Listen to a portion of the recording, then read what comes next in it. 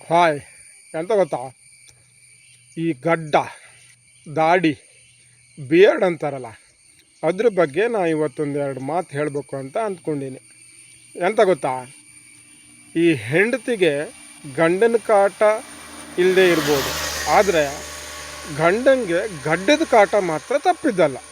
ಯಾಕಂದರೆ ಶೇವಿಂಗ್ ಮಾಡಿ 2 ದಿನಕ್ಕೆ ಗಡ್ಡ ಬಂದಾತು. ಈ ಎಲ್ಲರೂ ಫಂಕ್ಷನಿಗೆ ಹೋಗ್ಬೇಕು ಅನ್ನೋಗ ಶೇವಿಂಗ್ ಮಾಡದೆ ಹಾಗೆ ಹೋಗೋಕೆ ಒಂಥರ ಬೇಜಾರು. ಅರ್ಜೆಂಟಲ್ಲಿ ಹರ್ಕೊಳಕ್ಕೆ ಹೋಗಿ ಪ್ರತಿ ಸರಿ ಅಚ್ಚಿಲೊಂದು ಕಪ್ಪಳ ಹೋಗಿ ಹತ್ತು. ಮುಖದಲ್ಲಿ ಗಾಯ ಇಲ್ದಿರೋ ಜಾಗನೇ ಇಲ್ಲ, ಒಟ್ಟು ಗಾಯ ಆಗ್ಯಾವೆ. ಇನ್ನು ಈ ಗಡ್ಡ ಬಂದ ಕೂಡಲೇ ಏನೋ ಒಂಥರ ಕಿರಿಕಿರಿ, ತುರ್ಕೆ, ಚುಚ್ಚುದು, ಮತ್ತು ಮುಖದಲ್ಲಿ ಕಳೆನೇ ಇಲ್ಲ, ಒಂಥರ ಗರೀತ. ಇನ್ನು ಕೆಲವ್ರು ನಾವು ಗಡ್ಡ ಬಿಟ್ಟಿದ್ದನ್ನು ನೋಡಿಕೊಂಡು ಎಂತ ಅನ್ನೋದು ಗೊತ್ತಾ, ಇವನಿಗೇನೋ ಕಾಯಿಲೆನೇನೋ, ಇವನಿಗೇನೋ ಸಮಸ್ಯೆನೇನೋ, ಅಥವಾ ಸಾಲಿಗೆಲ್ಲ ಮಾಡನೇನೋ, ಅದಕ್ಕೆ ಹಿಂಗಾದಾನೆ ಅಂತ ಅಂದ್ಕೊಳ್ಳೋದು. ನಮಗೆ ಪುರುಷೊತ್ತಿಲ್ಲದೆ ಗಡ್ಡ ಬಿಟ್ಟಿದ್ದು ಅಂತ ಅವ್ರಿಗೇನಾರು ಗೊತ್ತಾಗ್ತದಾ?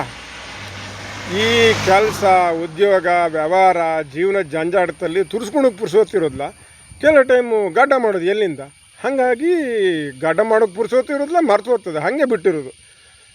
ಅದು ಬೇರೆ ಏನೋ ಕಾರಣ ಅಲ್ಲ.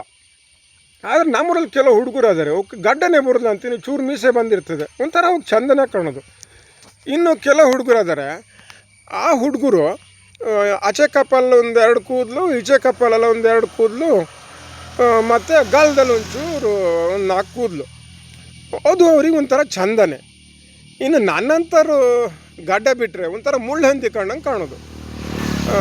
4 ಬಿಳಿ ಕೂದಲು, 4 ಕಪ್ಪು ಕೂದಲು, ಆಚೆ ಕಿವಿಯಿಂದ ಈಚೆ ಕಿವಿಯವರೆಗೂ ಗಡ್ಡನೇ. ಅದನ್ನು ಶೇವಿಂಗ್ ಮಾಡ್ಸೋಕೆ ಹೋದ್ರು ಒಂದು ಉರಿ ಅಂದರು ಉರಿ ಮಾರ್ರೆ, ಅದು ಯಾರಿಗಾರು ಗೊತ್ತಾಗ್ತದ? ಇಲ್ಲ.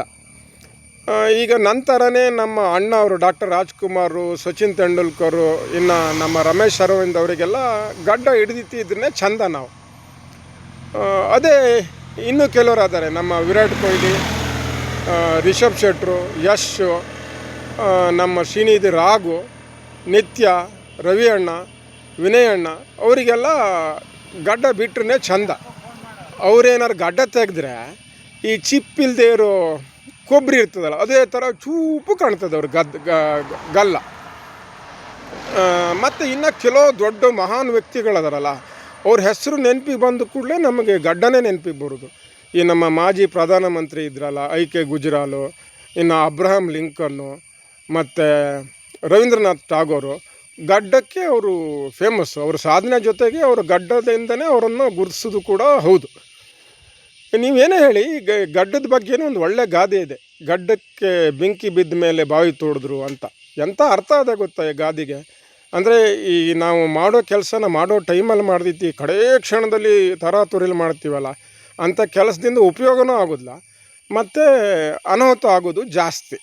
ಈ ಮಳೆಗಾಲ ಜೂನ್ ತಿಂಗಳಾದರೂ ಬರಲ್ಲ, ಇನ್ನೂ ಕೆಲವ್ರು ಕೆಲಸನೇ ಮಾಡ್ಕೊಳ್ಳ, ಇನ್ಮೇಲೆ ಕೆಲಸ ಮಾಡೋಕ್ಕಂತ ಹೋಗ್ತಾರೆ, ಅರ್ಧಂಬರ್ಧ ಮುಳ್ಕುತ್ತವೆ. ಅಂಥವರಿಗೆ ಗಡ್ಡಕ್ಕೆ ಬೆಂಕಿ ಬಿದ್ದಾಗ ಬಾವಿ ತೋಡ್ತಾರೆ ಅಂತ ಹೇಳೋದು.